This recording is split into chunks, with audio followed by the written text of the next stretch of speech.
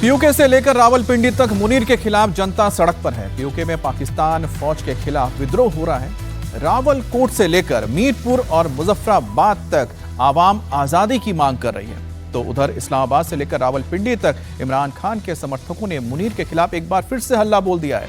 बड़ी खबर है कि आज इमरान खान को लेकर एक बार फिर से पाकिस्तान में बवाल होने जा रहा है। आज इमरान खान के समर्थक अडियाला जेल का घेराव करेंगे। इमरान खान की पार्टी पीटीआई ने आज अडियाला चलो मार्च निकाला है। दोपहर 3 बजे करीब 10,000 इमरान खान के सपोर्टर रावलपिंडी पहुंचकर जेल के बाहर विरोध प्रदर्शन करेंगे। उधर खतरे को देखते हुए मुनीर ने अडियाला जेल के बाहर सुरक्षा बढ़ा दी है। रावलपिंडी में हाई अलर्ट है, चप्पे चप्पे पर पुलिस तैनात है। अडियाला जेल जाने के रास्ते पर जगह जगह बैरिकेडिंग कर दी गई है। मुनीर चारों तरफ से घिर गया है। पीओके में आजादी की मांग हो रही है, तो जेल में बंद उसके जानी दुश्मन इमरान खान की रिहाई को लेकर सड़क से लेकर संसद तक आवाज बुलंद हो रही है।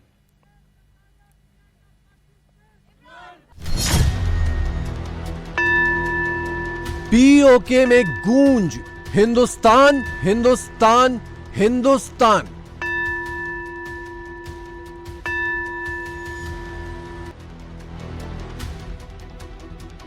पीओके से आखिरकार वो आवाज आ ही गई जिसका पाकिस्तान को सबसे ज्यादा खौफ था।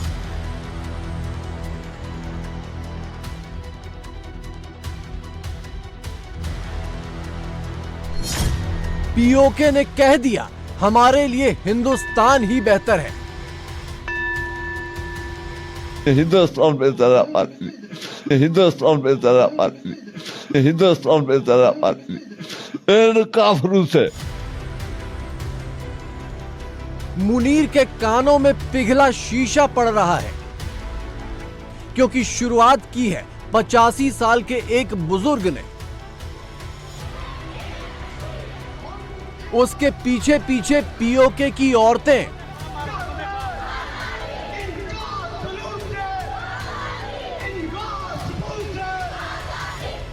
और महिलाओं के साथ साथ पीओके के बच्चे।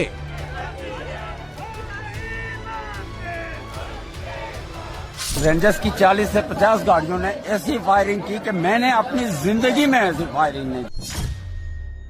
अब कुछ बचा नहीं है हमारे पास। इतनी बेदर्दी से आप हमें कत्ल करेंगे, हमने कभी नहीं सोचा। मुझे ये लगता है ये सबको मार दें। हम जाने, हिंदुस्तान जाने, जम्मू कश्मीर जाने, हमारा मसला है, हमारा मुल्क है, हमारा क्या काम है। इनकी सोच ना इस्लाम के मुताबिक है, ना पाकिस्तान से मोहब्बत के मुताबिक है। इनकी सोच सेकुलर है। ये हमेशा इंडिया की पॉलिसी है उसके मुताबिक चले हैं। यह है रावलाकोट, जो पीओके की बगावत का हेडक्वार्टर है, और यहां से 105 किलोमीटर दूरी पर है जनरल मुनीर का हेडक्वार्टर रावलपिंडी। रावलाकोट में जो हो रहा है उससे रावलपिंडी में भूकंप आ गया है। रावलाकोट में धरने और प्रदर्शन के पूरे 8 दिन हो गए।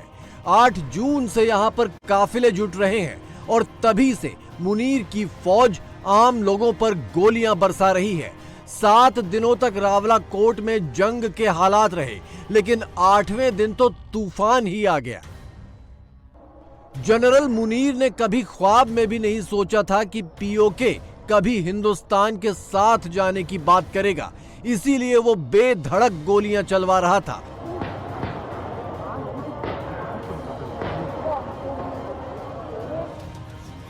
लेकिन 8वें दिन आखिरकार पीओके के सब्र का बांध टूट ही गया, और पीओके ने खुलकर कह दिया कि उसके लिए तो हिंदुस्तान ही बेहतर है। शुरुआत की है आजादी और बंटवारे से पहले पैदा हुए एक कश्मीरी ने।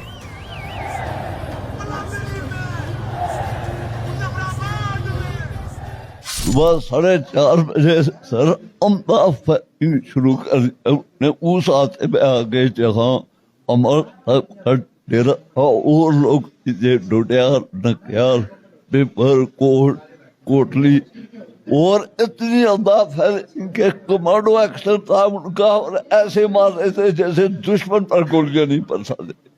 यकीन करो कि अगर वो मंजर आप देख लेते तो खुदा की कसम है कि इबरत बन जाती है। और मैं ये कहता हूँ कि ये हिंदुस्तान में तरह इन काफिरों से इस तरीके से गोलियां चला रहे थे कि मैं वुजू करके ऐसे हाथ छोड़ा तो गोली मेरे इधर आकर। आपको एक गोली लगी है यहाँ पर? एक गोली बस। अच्छा। और यकीन करो कि इतना खून के मेरा अंदर खून की इतनी वो मैं हैरान हो गया कि ये खून आया कौन से है मेरे अंदर। में तो मैं चलने के काबिल नहीं था, खून किधर से आ गया। कारतूस शेल का ये अंबार देखिए और आंसू गैस के गोलों का ये ढेर देखिए। ये सब मुनीर की फौज ने कश्मीरियों पर बरसाया है। वही कश्मीरी जिनके नाम पर पाकिस्तान पूरी दुनिया में आंसू बहाता है। और ये तस्वीर तो सिर्फ एक जगह की है। पीओके में मुनीर ने फौज और आईएसआई वाले कसाईयों की पूरी टोली बिठा रखी है और इन्हीं वर्दी वाले कसाईयों को पीओके ने अपना सबसे बड़ा दुश्मन घोषित कर दिया है। आमतौर पर पीओके में होने वाले विरोध प्रदर्शनों में महिलाओं की भागीदारी भी दिखाई देती है, लेकिन इस बार तो पिछले तमाम रिकॉर्ड टूट गए हैं। महिलाओं का समंदर पीओके की सड़कों पर उतर आया है।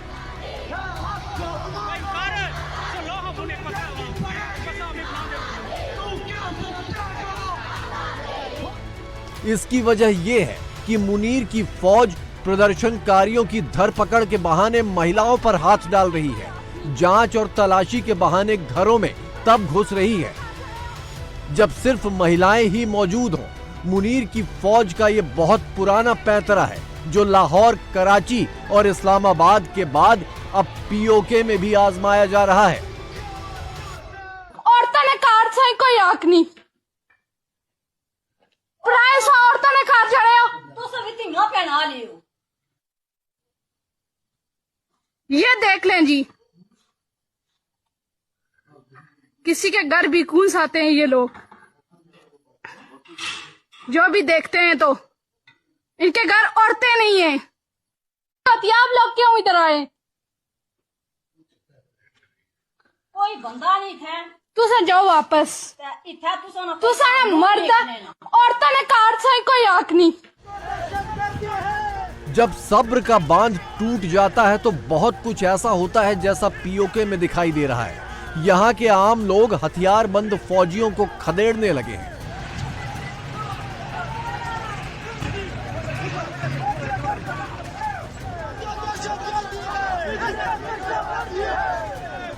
वर्दीधारियों को पकड़ पकड़ कर सड़कों पर घसीटने और पीटने लगे हैं।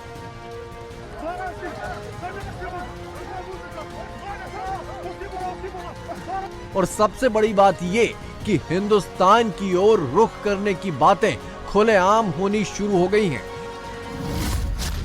हिंदुस्तान के झंडे तो 2-3 साल पहले ही यहां दिखाई देने लगे थे। हिंदुस्तान में जरा पार्टी, हिंदुस्तान में जरा पार्टी, हिंदुस्तान में जरा पार्टी इन काफिरों से हम जाने हिंदुस्तान जाने। पीओके में जब हिंदुस्तान के नारे सुनाई देने लगे, हिंदुस्तानी झंडे दिखाई देने लगे, तो पाकिस्तानी जनरल क्या करेगा? जाहिर सी बात है गोलियां ही चलवाएगा। पीओके में इंटरनेट पूरी तरह बंद है। पीओके से बहुत कम वीडियो बाहर निकल पा रहे हैं और इसी ब्लैकआउट का सहारा लेकर मुनीर की फौज कश्मीरियों का कत्लेआम कर रही है। पीओके में कितने लोग अब तक मारे गए इसका कोई आंकड़ा सामने नहीं आ रहा, लेकिन स्थानीय लोगों का दावा है कि अब तक 200 से ज्यादा लोग मार दिए गए। रेंजर्स की 40 से 50 गाड़ियों ने ऐसी फायरिंग की कि मैंने अपनी जिंदगी में ऐसी फायरिंग नहीं देखी। मैंने अपनी जिंदगी में, मैं कराची में रहा हूँ, एमक्यूएम के दौर में भी रहा हूँ, वहाँ कल्फ्यूर नाफज था, वहाँ भी ऐसे फायरिंग नहीं देखी। चारों तरफ से फायर आया जिसमें हमारे 2 जवान लंदरी के वो शहादत नोश की उन्होंने। मुनीर समझ चुका है कि पीओके हाथ से गया, इसीलिए आतंकी यासीन मलिक की बीवी को काम पर लगा दिया था।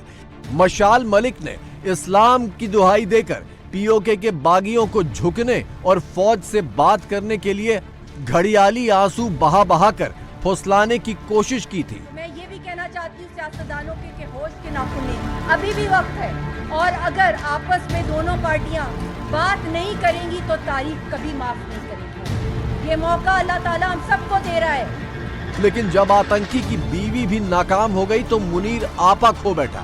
अपनी कठपुतलियों से पीओके के लोगों को हिंदुओं का समर्थक कहलवाने लगा। पीओके के लोगों को मोदी के एजेंडे पर चलने वाला कहलवाने लगा। पीओके की बगावत को रॉ की साजिश बताने लगा। पीओके में आतंकी कैंप चलाने वाले दहशतगर्द सरगना हिजबुल मुजाहिदीन के चीफ सैयद सलाउद्दीन ने पीओके के नाम एक ऑडियो मैसेज जारी करके लोगों को भारत के नाम से डराकर खामोश करने की कोशिश की है।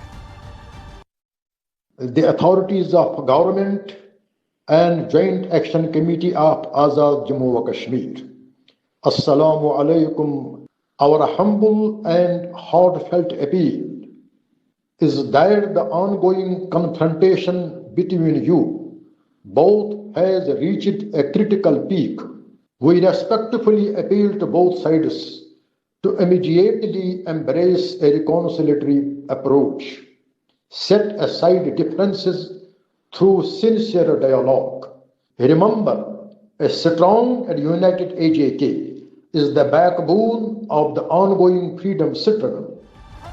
लेकिन आतंकी सरगना की कोशिश भी औंधे मुंह गिर गई। पीओके तो एलानिया कह रहा है कि हमारे लिए हिंदुस्तान ही बेहतर है। हिंदुस्तान में जरा पानी, हिंदुस्तान में जरा पानी, हिंदुस्तान में जरा पानी, इन काफिरों से। जनाब वज़ीर आज़म पाकिस्तान, आप दुनिया में अमन की बात कर रहे हैं, आप दुनिया में अमन का डोरा पीट रहे हैं, आप हिंदुस्तान के खिलाफ बात कर रहे हैं। जो खेल आपने 5 जून से 10 जून तक हमारी इस रियासत में खेला, ऐसा खेल भारतीय जम्मू कश्मीर के अंदर पुरअमन मुजाहिदीन पे कभी नहीं खेला गया, कभी नहीं खेला गया। पीओके से पाकिस्तान को लगातार यही चेतावनी दी जा रही है कि रियासत हमारी और कब्जा तुम्हारा नामंजूर।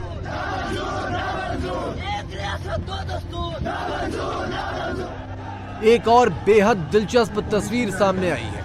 मुजफ्फराबाद को पाकिस्तान से जोड़ने वाले पुल पर पाकिस्तानी वर्दीधारी भागते दिखाई दे रहे हैं।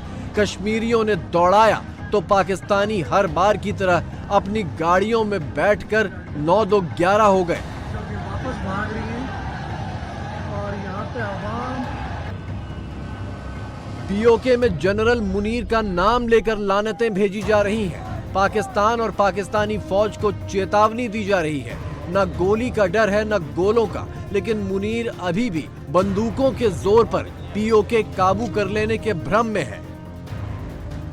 कश्मीर के अंदर जो पाकिस्तानी मजालम है जो है वो जारी सारी है। पिछले एक हफ्ते से वो खून बहाया जा रहा है, नमाज से रोका जा रहा है, जो है निहत्ते लोगों को गोलियां मारी जा रही हैं, औरतों की तजलील की जा रही है, लोगों की दुकानें लूटी जा रही हैं। आप ये ना सोचो कि हमें जो है वो ये डरा कर चुप करवा लेंगे और हम अपने मुल्क के लिए, अपने बहन भाइयों के लिए आवाज नहीं उठाएंगे। ऐसा बिल्कुल नहीं है। हम आवाज उठाएंगे और ऐसे करने से आप जो है वो हमारे जज्बों को, हमारे हौसलों को मजीद मजबूत कर रहे हो। मैंने तुम्हें लोगों को बता दिया है कि तुम गोली मार दो, मेरे घर को उड़ा दो, किसी मकसद के लिए जो है वो हम मरना भी जो है वो पसंद करेंगे। मर जाना है एक दिन यार, तो किसी मकसद के लिए मर जाना बेहतर है ना अंदर छुप कर मरने से। मुनीर के पास आखिरी चारा क्या है? रावलपिंडी में चर्चा यह है कि मुनीर पीओके को पंजाब का हिस्सा बनाकर उसे पाकिस्तान में मिला लेने की कोशिश कर सकता है। इसके लिए माहौल भी बनाया जाने लगा है। पीओके में आजादी आजादी के नारे तब लग रहे हैं जब मुनीर यहाँ कदम भी नहीं जमा पा रहा। अगर पाकिस्तान ने पीओके को अपना हिस्सा घोषित करने का दुस्साहस दिखाया तो कश्मीरियों के गुस्से की आग टीटीपी की तरह इस्लामाबाद और लाहौर को भी जलाकर राख कर देगी।